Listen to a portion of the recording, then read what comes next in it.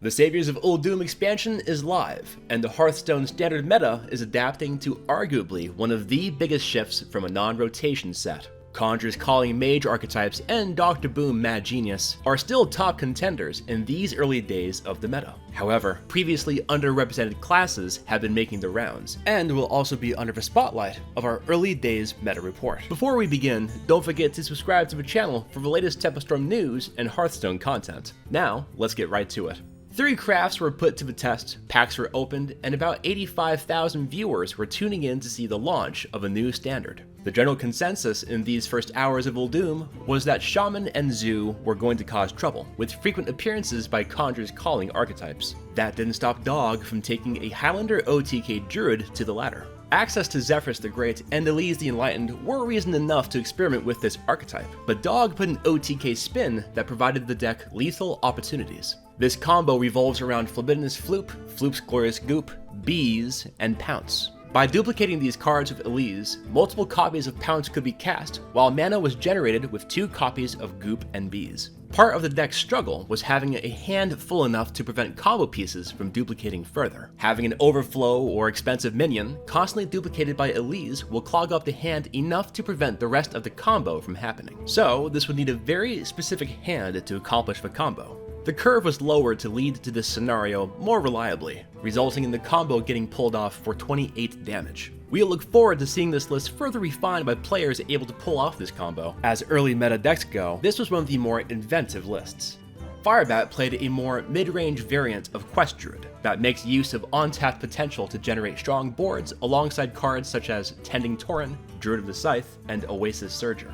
Hidden Oasis and War Druid Lodi were also featured as efficient healing and removal options that generated a large board. We would see variants of mid-range Quest Druid make regular appearances in High Legend throughout the day, using a combination of valuable minions and spells to keep more board-centric archetypes at bay. Many iterations of the Quest Shaman build were also being experimented with, all featured around the Heart of Vernal hero power.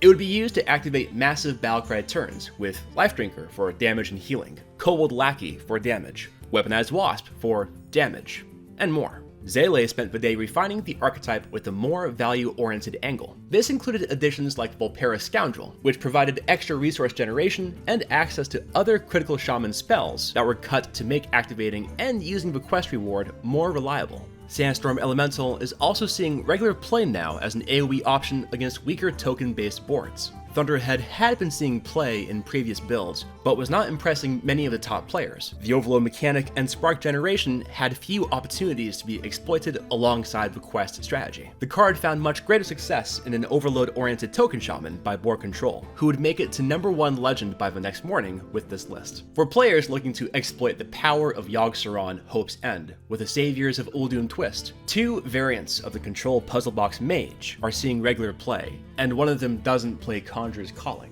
Deck builder Jackie Chan built one version that revolves around a Naga Sandwich hitting 2 Pyroblasts to deal an immense 20 damage. The deck is supplemented by the power of big minions and Luna's Pocket Galaxy, allowing players to make the best use of big spells. A secret package gives the archetype support against more aggressive decks, providing the option to clear boards and gain armor where able. Arcane Flak Mage and Ancient Mysteries make a secret mage package even more viable in a control archetype. An alternate list was built by APX Void, making full use of the Conjurer's Calling and Mountain Giant package early in the day, but the list would later evolve into a version that dropped Mountain Giant in favor of a second Bone Wraith and 1 copy of Kartut Defender. The Big Spell Mage archetype is back in full force, and APX Void would even go as high as #6 legend with the second and arguably more refined version of the deck. Speaking of resurrected decks, Merlok Paladin has made a return to Standard for the first time in a while. Prismatic Lens and the full range of cheap Murlocs gives Paladins the ability to generate a wide board of Murlocs by as early as turn 4 or 5. Mermy is also an effective addition to the deck, giving the aggressive archetype more staying power against AoE and contested board states. The strategy is fairly similar to Anything Can Happen, but relies less on a specific set of Murlocs, and more on holding a wide board of Murlocs to end the game. Some lists are adding Knife Juggler to hurl even more damage, while others, like the featured list, depend on the deck's draw power to activate both Sir Finley of the Sands and Zephyrus the Great. which could find bloodlust against an unsuspecting opponent. While everyone may not find Evil Recruiter a compelling enough reason to experiment with Zulok, an infinite Soul Warden list was making the rounds in the early hours of the Uldum meta. It is ultimately a variant of Zu with powerful late-game options. The list was specifically designed to do well against Control Warrior, though early power spikes with Evil Recruiter and Serpent Egg provided the deck options to end the game quickly. Omega Agent and Barista Lynchen gives the player the ability to generate constant waves of mid-sized minions, while Soul Warden combined with Expired Merchant allows the second Soul Warden to add a copy of itself to your hand, with even more copies once the Merchant dies. Merchant can also be comboed with Barista Lynchen to generate even more copies of Omega Agent to end the game. Plague of Flames also saw play as an efficient means of evening the board state against more mid-range opponents or mirror matches that fall out of control. While the deck's win rate falls under more scrutiny against decks that aren't Control Warrior, it still runs the Zoo package effectively, and can steal wins against mid-range decks that have slow or full starts. For a more standard Zoo list, Pizza's version reached top 100 legend with the additions of Serpent Egg and Diseased Vulture. Players expected Control Warrior to be good, but few were expecting it to evolve. The addition of Armagadillo, Tomb Warden, and Frightened Flunky make the Control Taunt Warrior an effective variant in these early days of the Uldum meta. The featured list by Teo was piloted by Navi to as far as number 5 legend, running a single copy of Plague of Wrath to wipe a board in combination with Super Collider or a Lucky Kaboom. Restless Mummy seems to have grown into the archetype as a new staple and potential replacement for Militia Commander, providing a sticky minion that can be drawn as removal from Town Crier. An alternate version by Hoy went 16-0 to Legend, with a wider variety of tools such as Spellbreaker, Faceless Manipulator, and Baleful Banker, dropping the Taunt package in favor of a more classic control-style warrior. Our final featured deck is by Priest Guru Zedalot, who built a version of Obelisk Priest that went 12-0 on day 1. Its most notable feature is an 18 damage combo of Leroy Jenkins, Obelisk Eye, and Vivid Nightmare to end games. The quest reward by itself is often enough to threaten board value that's difficult for most opponents to beat. And the Priest class isn't lacking in means of completing the quest efficiently. Injured Blademaster and the new Injured Tolvir give Obelisk Priest targets for big heal spells against slower decks. The archetype is also supplemented by classic removal tools such as Wild Pyromancer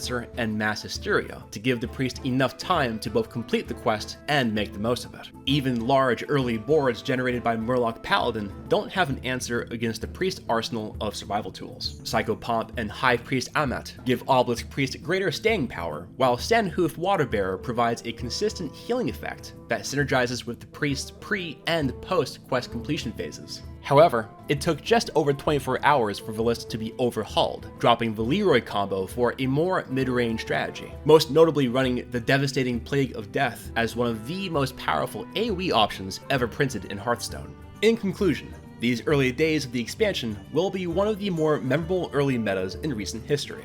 The power level of Saviors of Uldum either shifted existing archetypes into new directions, or created whole new ones that are being tested extensively in the highest ranks of Legend. We are already seeing existing lists being further refined in the Saviors of Uldum edition of the Standard Brawlesium, with new ones already proving themselves in the latest competitive Tavern Brawl. We look forward to seeing how the meta evolves and capturing it in our first Tempeststorm Standard and Wild meta snapshots, both scheduled to go live early next week. What decks have you been seeing on the Standard ladder? What archetypes do you expect to be Tier 1? Comment below, and don't forget to subscribe to the channel for the latest Tempeststorm news and Hearthstone content.